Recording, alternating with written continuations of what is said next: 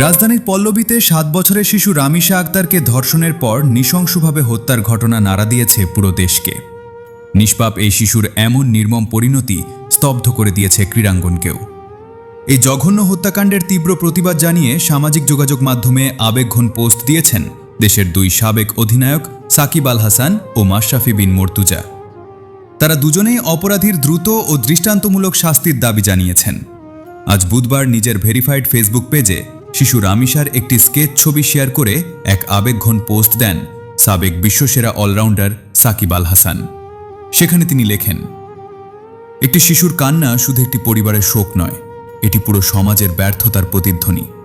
যারা নিষ্পাপ শৈশবকে ধর্ষণ ও হত্যার মতো নৃশংসতায় ধ্বংস করে তারা মানবতার শত্রু।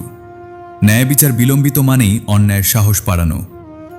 সাকিবের সুরেই সামাজিক মাধ্যমে ক্ষোভ ও বিচারহীনতার সংস্কৃতি নিয়ে প্রশ্ন তুলেছেন আরেক সাবেক অধিনায়ক ও সংসদ সদস্য মাশরাফি বিন মর্তুজা। রামিশার মতো কত নিষ্পাপ প্রাণ হারিয়ে গেছে সেই হিসেব হয়তো কেউ রাখবে না, কিন্তু এই নৃশংসতার শেষ চাই। বিচারহীনতার প্রতিটি ঘটনা অপরাধীদের সাহস বাড়ায়। এই ঘৃণিত অন্যায়ের দ্রুততম ও দৃষ্টান্তমূলক শাস্তি হোক। প্রতিটি শিশু বেড়ে উঠুক নির্ভয়ে, নিশ্চিন্তে, আনন্দে।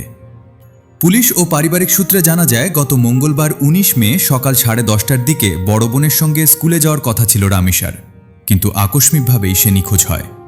খোঁজাখুঁজির এক পর্যায়ে রামিশার মা একই ফ্ল্যাটের অন্য একটি দরজার বাইরে মেয়ের জুতো দেখতে পেয়ে নক করেন। ভেতর থেকে কোনো সাড়া শব্দ না পাওয়ায় তার সন্দেহ তৈরি হয়। পরে তাৎক্ষণিকভাবে জাতীয় জরুরি সেবা নম্বর 999-এ কল দেয়া হলে পল্লবী থানা পুলিশ ঘটনাস্থলে পৌঁছায়। পুলিশ দরজা ভেঙে ঘরের ভেতরে তল্লাশি চালিয়ে খাটের নিচ থেকে রামিশার ধড় এবং শৌচাগার, বাথরুম থেকে তার বিচ্ছিন্ন মাথা উদ্ধার করে। প্রাথমিক তদন্তে জানা গেছে, হত্যার আগে শিশুটিকে পাশবিকভাবে ধর্ষণ করা হয়।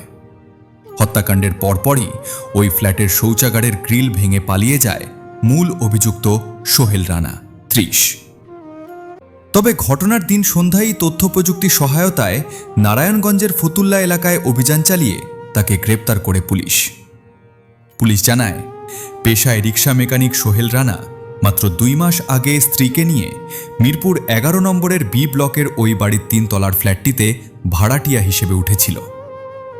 পল্লবী থানা পুলিশ ঘটনাস্থল থেকে রক্তমাখা জামাকাপড় ও বেশ কিছু আলামত জব্দ করেছে।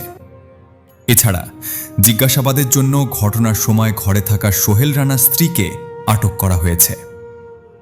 এই ঘটনায় একটি হত্যা মামলা দায়েরের প্রক্রিয়া চলছে বলে জানিয়েছে পুলিশ।